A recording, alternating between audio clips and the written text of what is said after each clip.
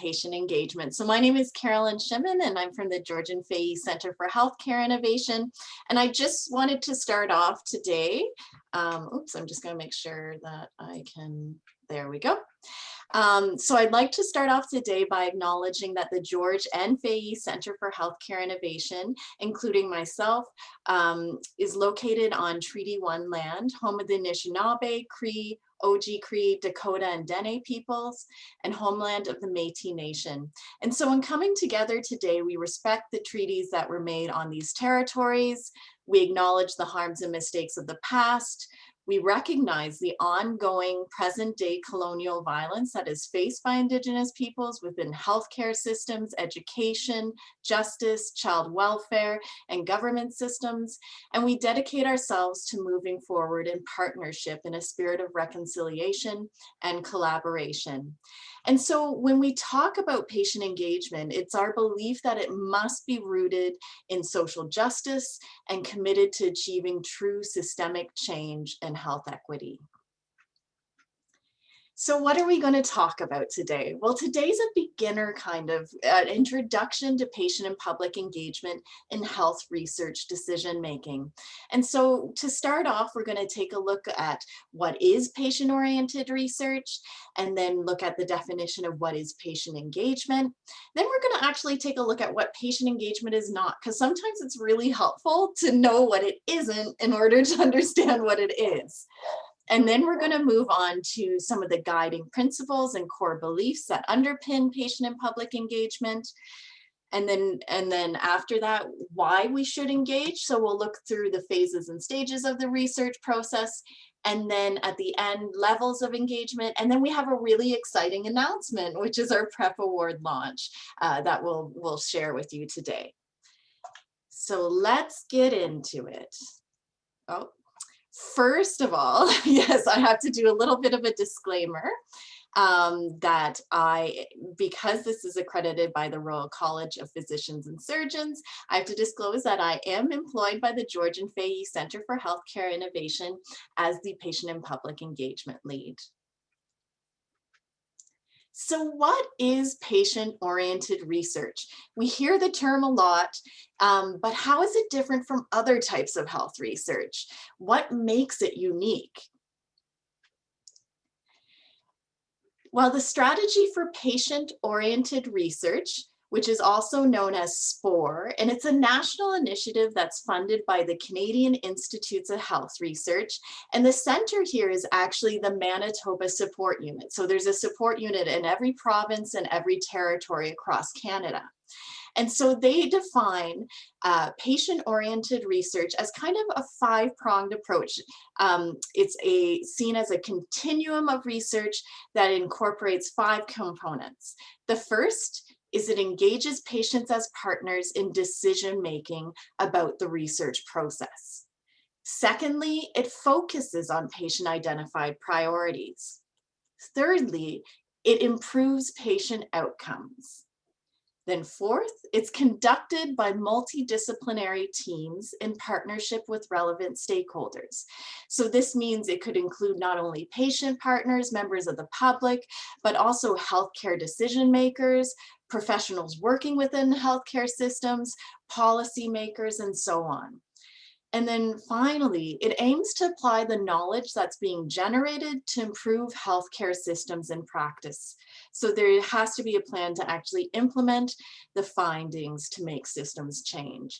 And so if you notice, I capitalized and bold and underlined the "and," because patient-oriented research involves all 5 of these components. Sometimes when I talk to health researchers, they'll say, well, I'm doing patient-oriented research because it's improving patient outcomes. But it has to go beyond that. It has to include people with lived and living experience of health issues, their families and caregivers as active research partners as well, and all of these other components. So it's good to always remember these 5 components. Now, what is it when we say, what is patient engagement in health research? What does it mean? Let's take a look. Well, first of all, we'll go back to the Canadian Institutes of Health Research and the strategy for patient-oriented research to look at how they define patient engagement. So it's the meaningful and active involvement of patients in the governance of research. So thinking about having patient partners as members of the research team. People with lived and living experience can sit on the steering committee, the operations committee. They can even sit, we've seen times where people with lived and living experience sit on the data safety monitoring committee. So depending on what type of health research you do, people with lived experience can sit on multiple different levels. It's also the active and meaningful involvement of people with lived experience in the priority setting of research. So the research is supposed to be a priority that's been identified by people who are living with the health issue that's being researched, as well as informal caregivers or families and communities as well. And then I moved that there. The conducting of research. Sometimes people are like, sometimes people wonder, oh, people with lived experience actually conducting the research. Well, we've done things in qualitative research where we've had people with lived and living experience actually as co-researchers doing interviews of participants or co-facilitating a focus group.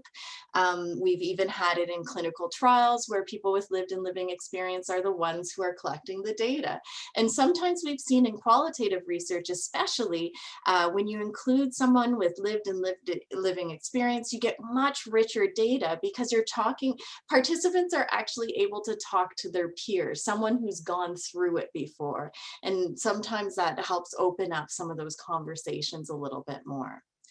And then the knowledge translation of research. So involving people with lived and lived experience in the co-development of ways in which the research findings can actually be shared and implemented and put into practice. So it's a whole spectrum of engagement of people in research decision making. Now, there's other ways of defining it. I really like the definition by Involve in the UK. They've been around since 1997 and are big in public involvement in health research. And they define it as research that is carried out with or by members of the public rather than to, about, or for them. And then here at the Center for Healthcare Innovation, we often define it as engagement of people, informal caregivers, families, and communities with lived or living experience of health conditions, having a say in decision-making about the research process. So having a say in what the research question should be, what type of methods and design we should use, what type of outcomes we should be looking at, how should we collect the data, how should we interpret the findings, how should we implement the findings. So the key is always to remember that it's about partnering or collaborating with people with lived or living experiential knowledge of a health condition in actual research decision-making about the research process. And sometimes we get a clear understanding by looking at what it isn't, because there's a lot of confusion sometimes, especially when we think about participants versus partners. So patient engagement is not people being recruited to clinical trial or other research study to take part in the research. So they're actual participants in the study and you're collecting data from them. And that wouldn't be considered patient engagement because people aren't being involved in decision-making about the research process itself. People completing a questionnaire or participating in a focus group as part of a research study. Again, that's collecting data, so that wouldn't be considered patient engagement because they're not informing decision-making.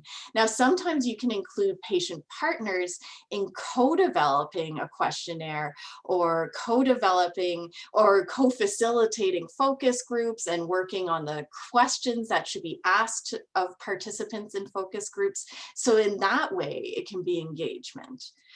And then things like science festivals that are open to the public with debates and discussion about research, That's awesome. And I always encourage researchers to share the research findings and have discussions with members of the public about their research.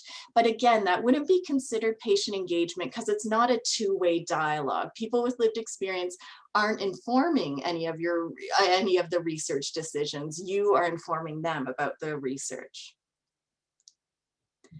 Another one would be open houses. So a lot of us go to open houses at research centers where members of the public are invited to come out and learn about different research. And again, that would be, again, they're learning, you're informing them about their research, but it's not that two-way conversation. And then raising awareness of research through media, which again, I'm a huge proponent of knowledge translation. You want to share your research on television programs, newspapers, social media. But again, that's a one-way thing where people can inform it. And then sharing research findings again with participants. Again, definitely recommended that you always share your findings with participants, but that wouldn't be seen as patient engagement. So let's look at some of the guiding principles and some of the core beliefs that underlie patient engagement. So this is kind of a list of guiding principles that were laid out by the Strategy for Patient-Oriented Research.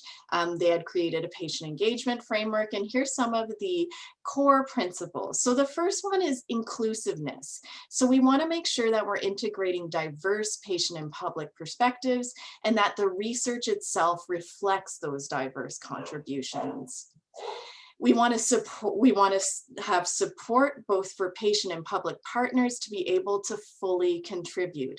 And so some of the things that you have to think about is creating a safe environment, incorporating anti-oppressive and trauma-informed approaches, making sure everyone has appropriate training so that they can meaningfully contribute, making sure people are compensated for their time and their insight and their contribution to the research project, because that is very, very important.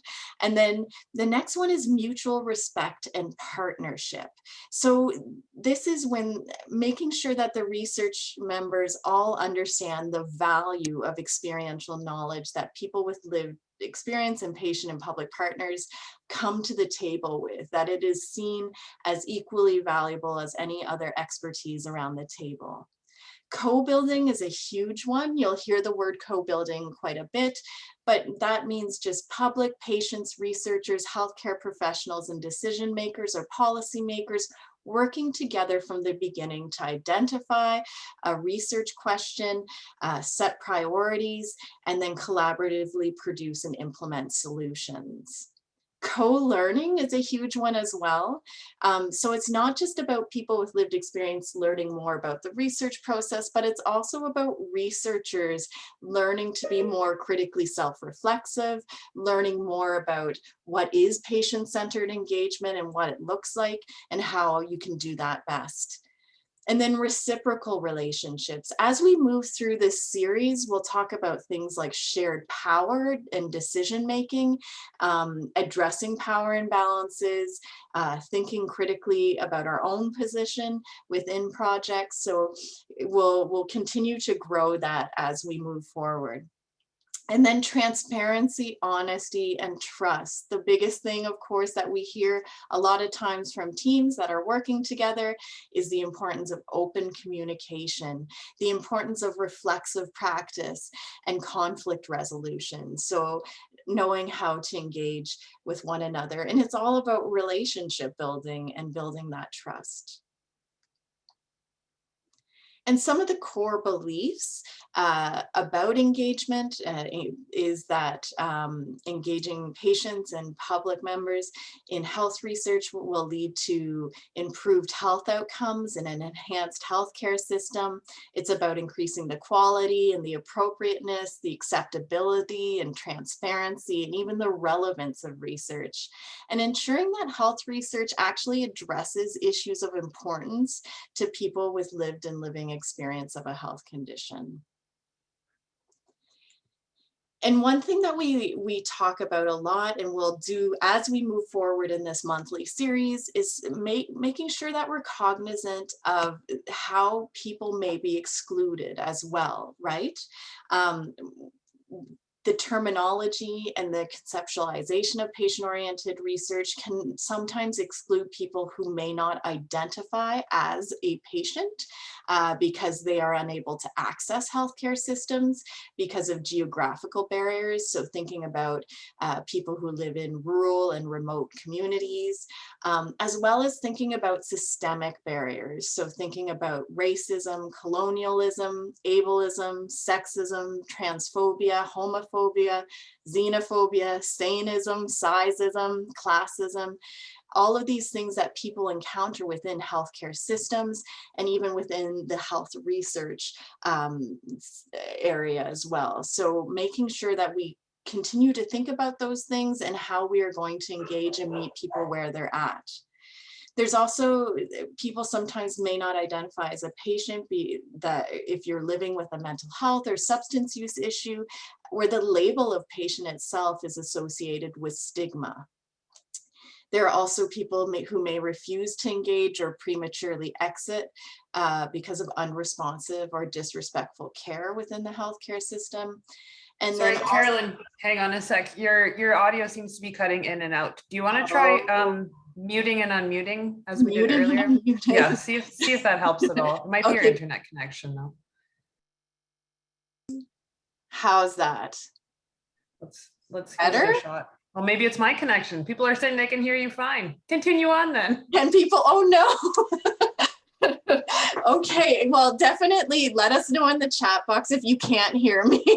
And yes, I can unmute and mute myself again. The joys of engaging online. We actually will have a session later on about online engagement where we'll definitely tackle some of these issues. And the final one, so people who may feel excluded from the process include people living with a disability, where oftentimes healthcare systems as well as health research may continue to medicalize or pathologize difference in different bodies.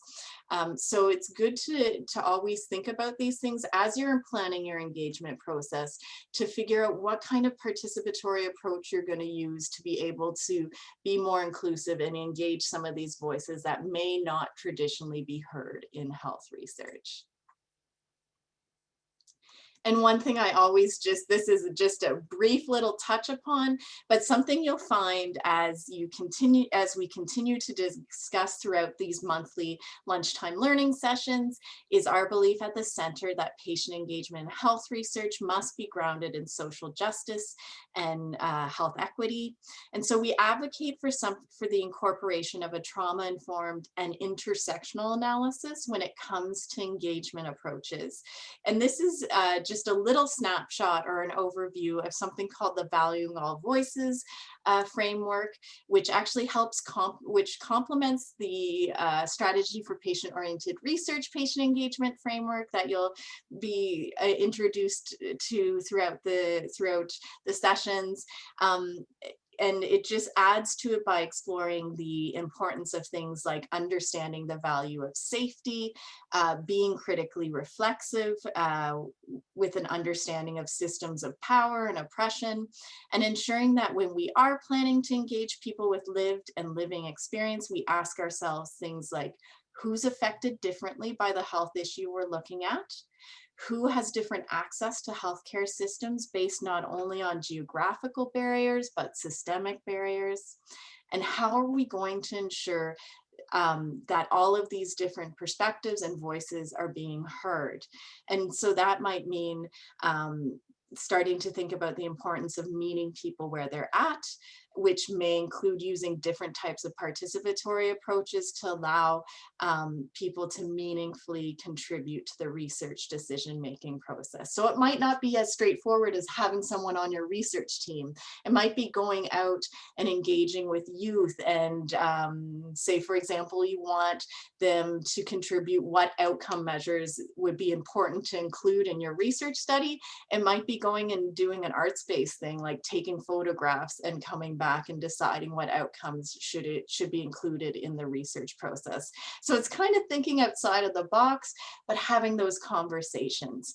And in October, we're going to do a session called we'll introduce you to a new tool around internal and external assessment, and understanding what the willingness and expectations around engagement will be, both from a research team perspective, but then from a community perspective as well.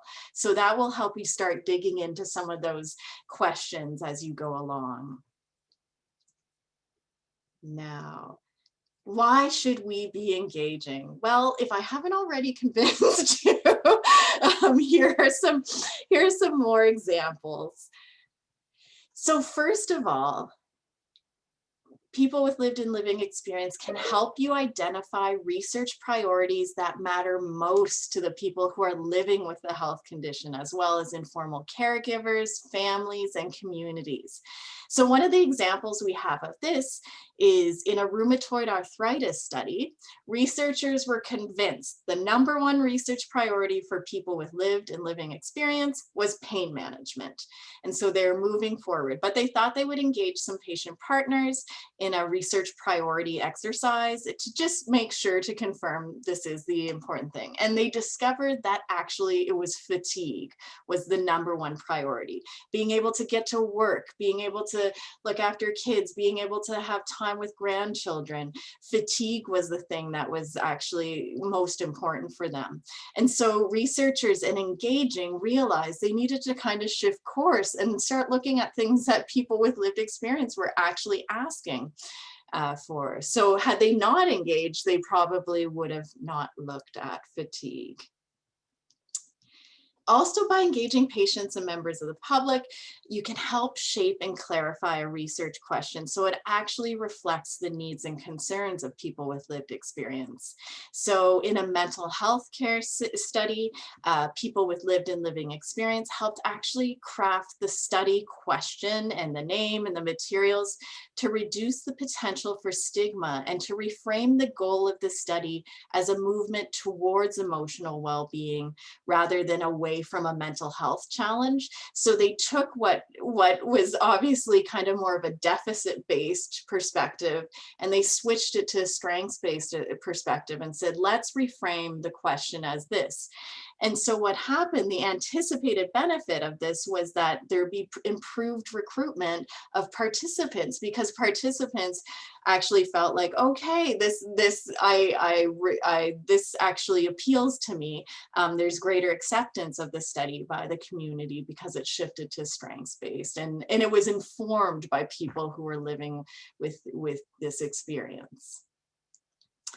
There's also including people, it's a good reason is to engage to help ensure that the methods and the design of your study are appropriate, that they're acceptable, and that they're sensitive to the actual real world context of participants, right? So in a chronic pain study, they had this initial survey tool. It was really lengthy. It was supposed to be administered over the phone.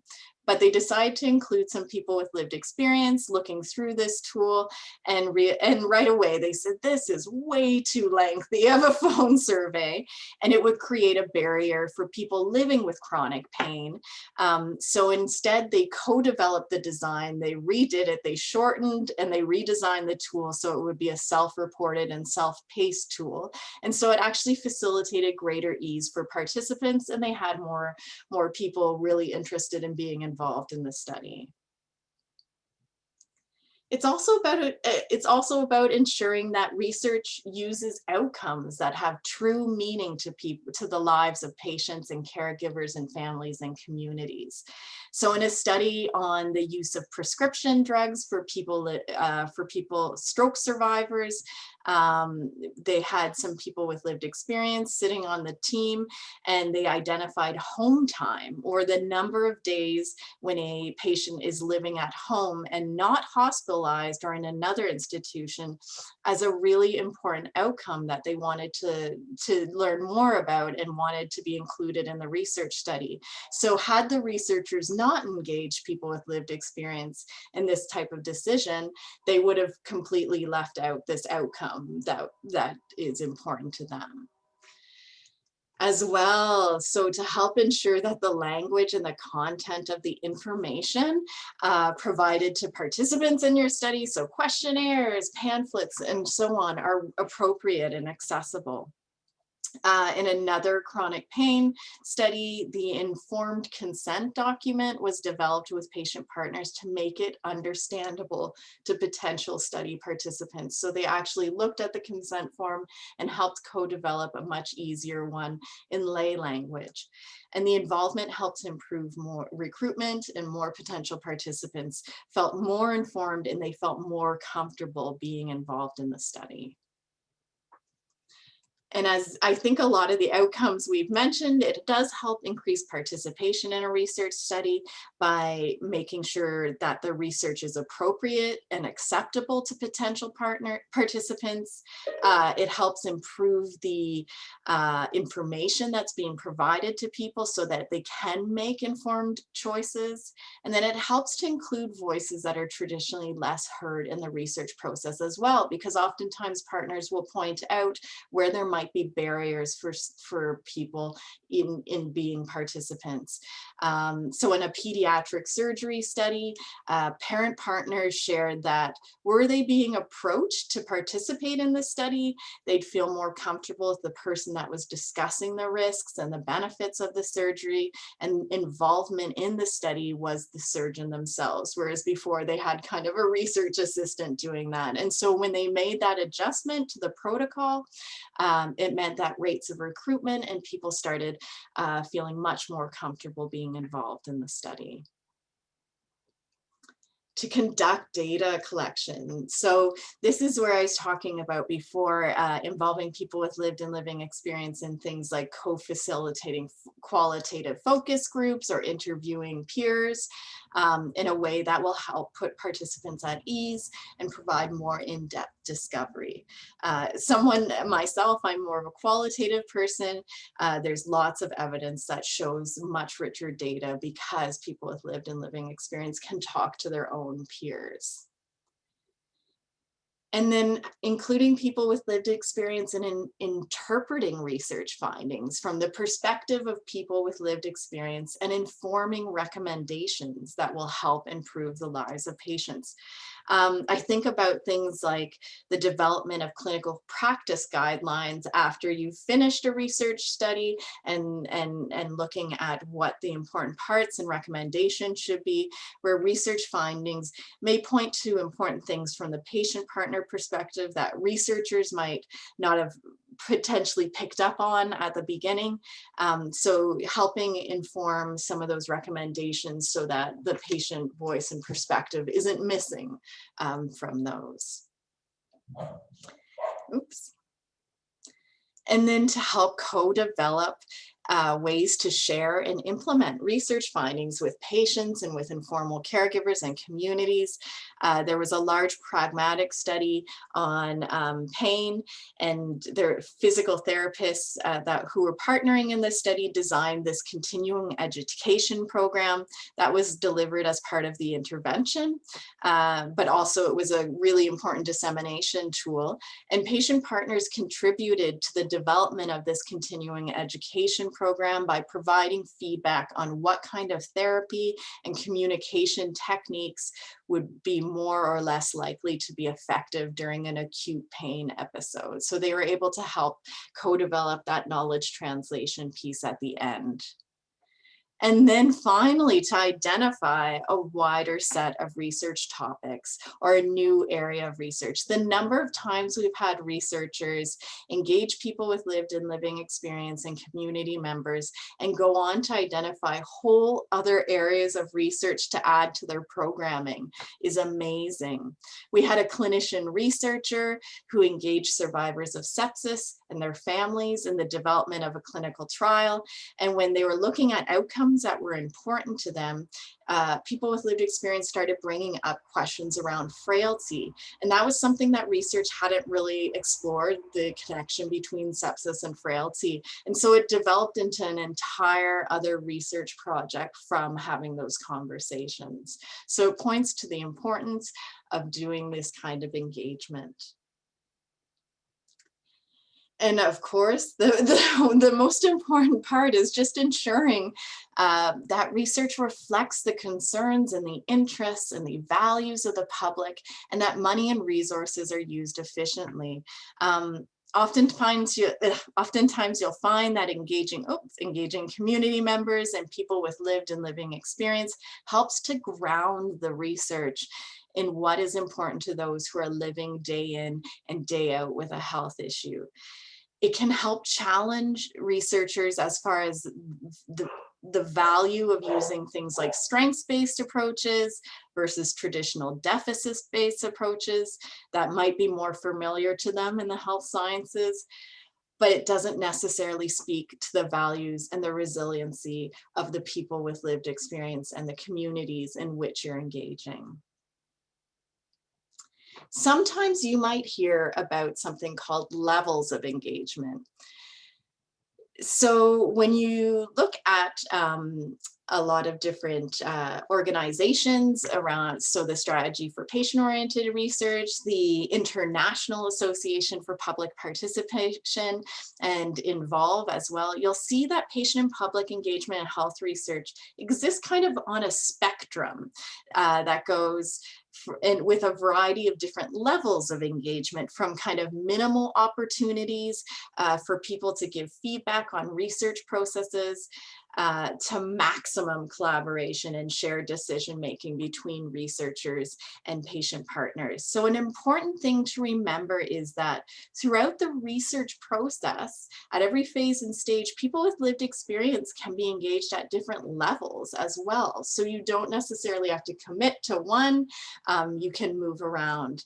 I've seen researchers engage at the very lower levels, at the consultation level at the beginning. As they get more comfortable and they're willing to share some decision-making power, it starts to grow from there.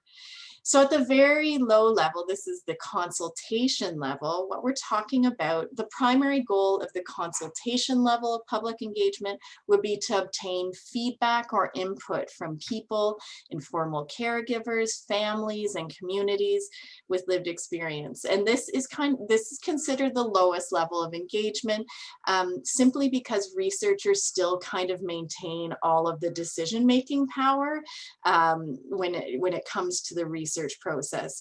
And a lot of times it's about getting feedback from partners on, what research priorities or questions they would like to have, but a lot of times the researcher does make the final decision. Then we get to the collaboration level, and this is kind of seen when you talk about patient-oriented research, really you want to see at the collaboration level. And the primary goal of the collaboration level is actively partnering with patients and or members of the public in every aspect of the research approach. So thinking about the priority setting, the research question, the design, the way we collect data, some of the outcome measures that should be involved, the analysis or the interpretation of the findings, and then the relevance and dissemination of the findings. So it's an ongoing partnership where decisions about the research process are shared. At the highest level, so patient and public directed, and you'll sometimes hear user directed as well to define this high level of engagement, or user controlled. And that's where community, or sometimes it's called community driven research. And that's when patients, members of the public, actively control, direct, and manage the research process. So patients or members of the public decide on the issue and the questions that they want to look at, as well as the way the research is designed and planned and written up. And so patients decide patients kind of will run the research advisory group and the steering group, and they may also decide to carry out the research. And approaches that can be used include kind of participatory decision making and so on. And at this level, the researcher almost acts in a role to train and support patients and the members of the public as they direct it. And they help members of the community just carry out the research, but it's under their direction. And the key thing to remember with this level is that the decision making with regard to the research process is actually with patients or community members, people with lived and living experience. And this is kind of a little, it shows that attached to each of these different levels of engagement, there's a huge array or variety of participatory approaches that you can use in order to engage people in decision making. So CHI has actually created a handbook and to help guide you through the selection of different participatory approaches, and we can send a link to participants about that as well. Some of the most important things to consider, of course, will be discussed in some of the future sessions around assessing willingness and expectations around engagement, both with the team and with the community members. Also looking at how people prefer to be engaged and what way, and meeting people where they're at. And of course, during this time with COVID-19, it's also about using participatory approaches that can be integrated sometimes onto online formats or via landline telephone calls. So it's really important to think about how we're going to assess these different things as we move forward. Now, before we move, I know that was a ton of information I just threw at you. So I thought I would stop and take a breath and open it up for any questions before we move on to the announcement. Thank you so much, Carolyn. We had quite a bit of discussion in the chat, both to everyone and privately. I wanted to share, Paula asked about these studies you're mentioning about the rheumatoid arthritis and the chronic pain. She asked if these are from CHI or just in general around the country. I think a lot of these were peer reviewed, right? And what are the sources of those? Yeah, they're a mix. So a lot, they are peer reviewed. So they're from different, there are some from PCORI, which is in the United States. There were ones that were conducted in the UK. And then there were some that I mentioned that were actually here in Manitoba. So examples where we actually saw this in action here in Manitoba. There's a couple more questions, but I just want to let people know, if you want to be unmuted and ask your question, you can use the raise hand feature. I believe it's in your participants menu. If you click participants, there should be that at the bottom. So I'm just going to keep an eye on the list and see if anybody raises their hand. Otherwise, pop it in the chat. So another question we had was if we have any, these are not easy questions. Do we have any sample contracts to share around engaging with advisors that outline the terms of the relationship? I feel like this is something we've been talking about for a while and something we've wanted to work on ourselves. What are your thoughts, Carolyn?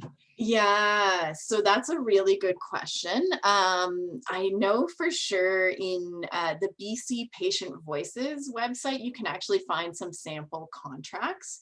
One thing that we find here that we do is we work a lot on relationship buildings at the very beginning of any type of engagement. And we do things like creating guiding principles for groups around having conversations around what does physical safety, emotional safety, spiritual, cultural safety mean to me, look like to me, feel like to me, and have those kind of, some of them are tough conversation, but to have at the beginning to set the stage that we are creating spaces where we can challenge one another, where we can resist and negotiate power imbalances that might come up on the team. And so we do kind of create guiding principles for a group to work on.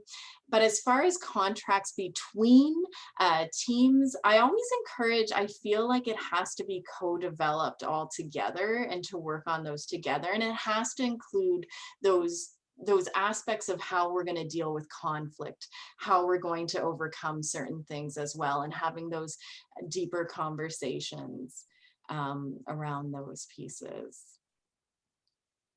I think too, I think what helps too is when you're sharing the opportunity to try and be really clear about what aspects people are going to inform, how you hope to engage, how flexible you are, how much they're going to get paid and for what, and being really clear about the opportunity when you're sharing it at the beginning. Absolutely. Yeah. When I think about how we share opportunities, we talk about, yeah, what are the roles and responsibilities? What are the expectations on both sides? What you can expect from the research team as well, as far as supports. And also now with the online environment, a lot of times we do pre-assessments. So we talk to people one-on-one about their situation. Do you live in a space that's private or quiet that you could engage online? Do you have the tools to engage online? How are we going to figure out how to get that for you, and working through those? So there's a lot of different considerations, but it is, yeah, super important to be clear and transparent. And I like what you mentioned, Trish, about being transparent about what decisions people can actually inform and which ones they can't, because open communication is so important. And informing people when conversations go outside of the scope of the research project, making sure you let people know what is going to happen to that feedback. Are you going to include it in a discussion session in the manuscript that people identified all these really important things? We don't want it to just, we don't want to not recognize that there are a lot of other issues that people want to address for future research. So just being really clear communication wise. And I see Charles has their hand up. There's another quick follow-up question from the chat. How do you, and I feel like it's kind of related, how do you determine what information given by advisors to use or apply and what not to keep? Sometimes we have a very small sample size and are not convinced the feedback is representative of the larger population. Larger population. That's a really good question, and I think that's one where we encourage a lot of thought around how you're going to inclusively engage different perspectives, so that you aren't just getting one or two perspectives on a subject, but rather kind of going out. And sometimes we've had partners actually liaise out to communities and help bring feedback back to the table, so that it isn't simply them, but also they are bringing back feedback from larger communities in which they live.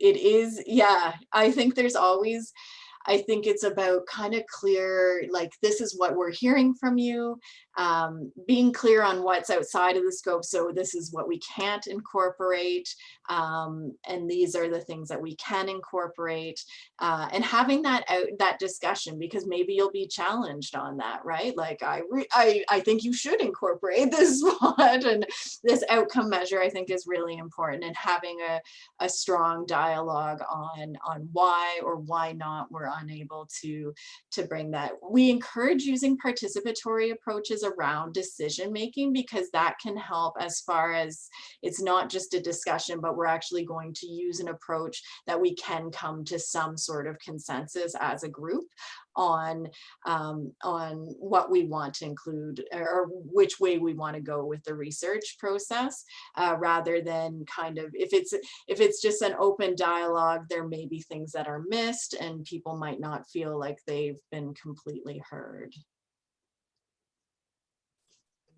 That's a fantastic answer. I'm going to ask Charles, I'll let you ask your question. So I'm going to ask to unmute you. So you should be able to unmute yourself and ask. Okay, thank you. Can you hear me? Yes. Hi, I'm Charles. I'm from Winnipeg. And thanks so much, Carolyn, for the presentation so far.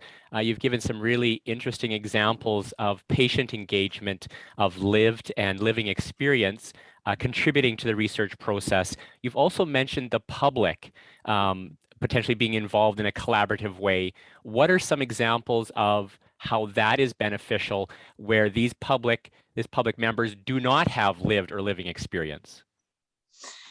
Yeah, that's a great question. And I'm trying to think back of like, we have our collaborative group that represent kind of diverse perspectives of Manitobans. And sometimes the public can help inform language around your project, different aspects that you might not have thought about before.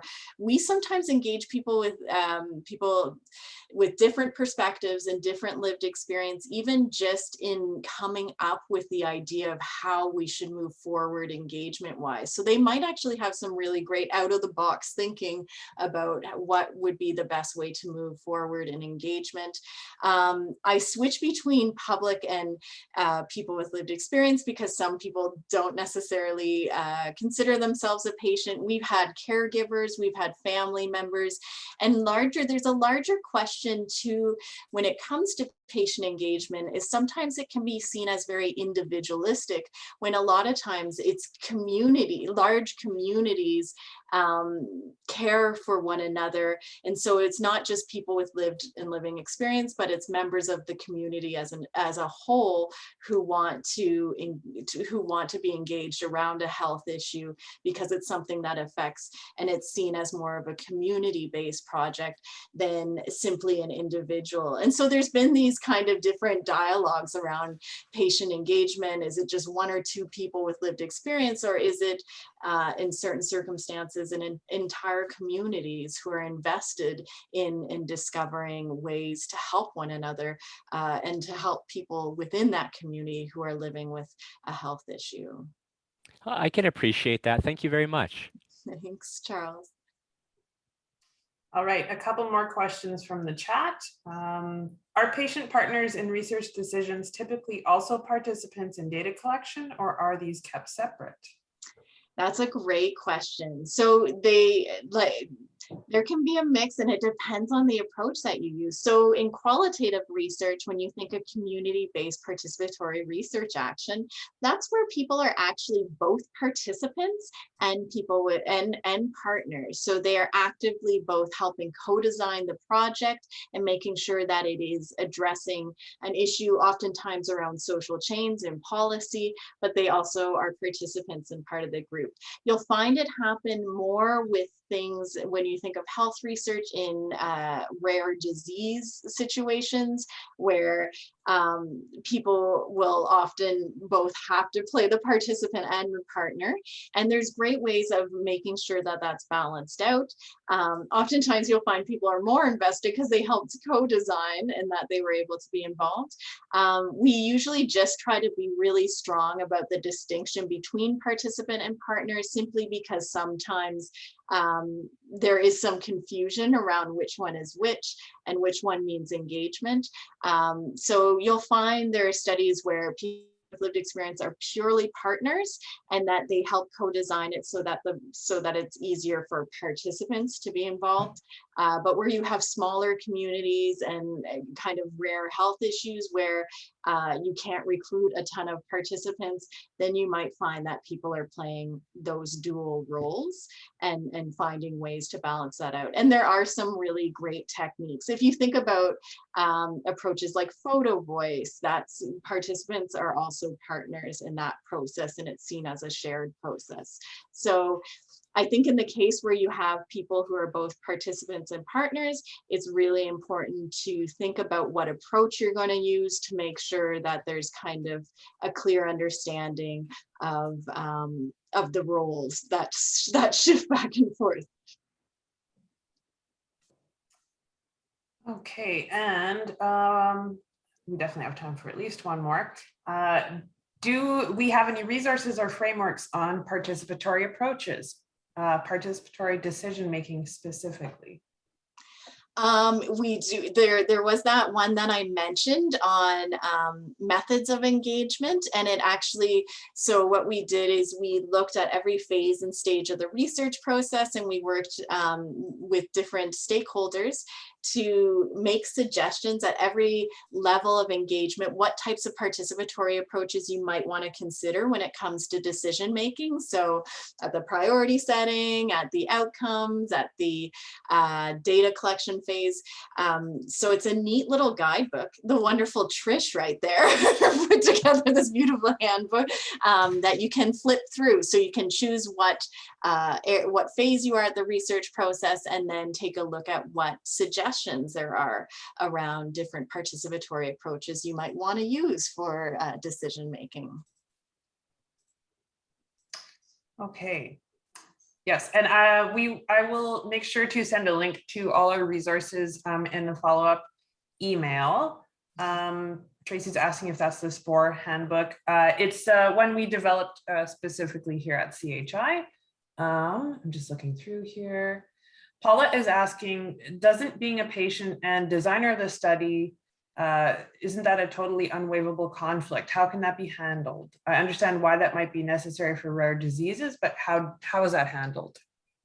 How is that? Oh, when you're both a participant and a partner, there's great approaches that have been designed around this one. So when I think about the photo voice one, and we don't have Ogai. Ogai is one of our PE team people, and she has done this before with community members around, she did one around newcomers and mental health.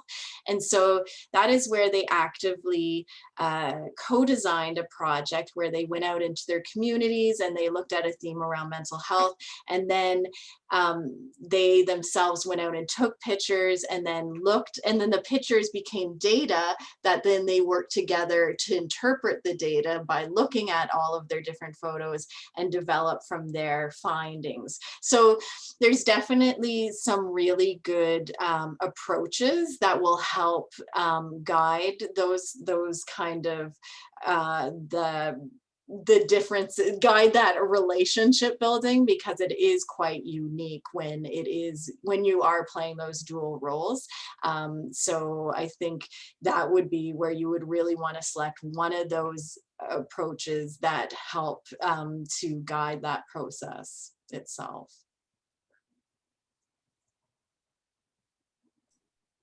Fantastic. Yes, we have a ton of resources.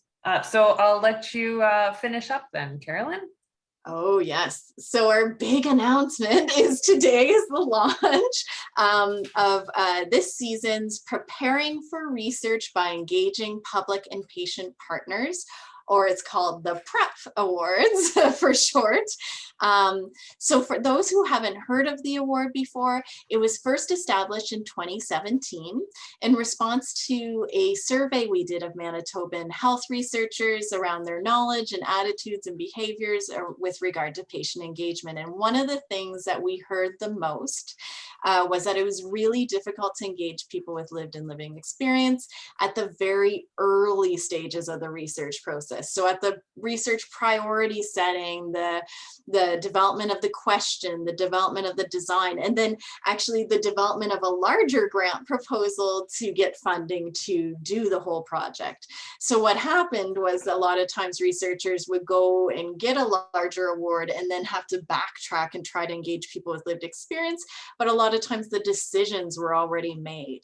And so there was this need kind of both for some funding to help compensate members of the community to engage at the very early stages, and also just some advice and some support. So what we did is develop this lovely award. We've had 39 winners so far. I think it's 39 winners so far. And a lot of them have actually gone on to get larger grants and continue to co-develop whole programs of research with members of the community and people with lived experience that they engaged at the beginning with the PrEP Award. So that's super exciting. So this award is there to help support and facilitate engagement at the very early stages of the research process. So there's 5 awards. They're $4,000 each, and it's open to all Manitoban researchers, students, and community organizations looking to engage people with lived and living experience at the early stages of the research process. Now, if you're not in Manitoba, because I know some of you are joining us from other provinces, I would recommend checking out your provincial or territorial SPOR, so Strategy for Patient-Oriented Research, SPOR, support unit, because oftentimes there are some similar types of awards there as well that you might want to check out. So it drops today, it's open, and there's the link at the bottom, and you have till November 9th to apply. And the email there, I think the website has lots of different resources that you might want to consider, and there's ones that we'll share after today's that you also might want to take a look through for guidance. And I think there's an email address, so if you have questions or other follow-up things, definitely send us a line. Oh, and we have 2 sponsored awards, right? We have one from the Children's Hospital Research Institute of Manitoba, CRIM, and then we have another one from the Manitoba Primary and Integrated Healthcare Innovation Network. I got it. I got it. Yes. So those 2 sponsored ones are specifically around children's health, and then the other one would be around primary and integrated care. So there are ones that you can specifically apply to, and then there's the general prep ones as well. And so that is the lovely prep awards. Was there anything else you thought, Trish, I should add? No, just I think we're at the hour, so let's quickly wrap it up. Yes, and so our next session is October 12th, a Tuesday at noon Central Time, and we're going to launch a new tool. We're going to talk to you about it and work through it, and it's the Readiness to Engage workbook. So thank you so much for joining us, and I'm so it was such a pleasure to chat with you today, and definitely I hope you join us next time. Yeah, and I will send a whole whack of info to everyone who registered. You'll get the link to the next session, the link to evaluation, links to the prep award. It'll just be a long list of resources and links, so you'll have everything in an email, and we hope to see you next month. Absolutely. Thanks so much, everyone. Bye. Bye.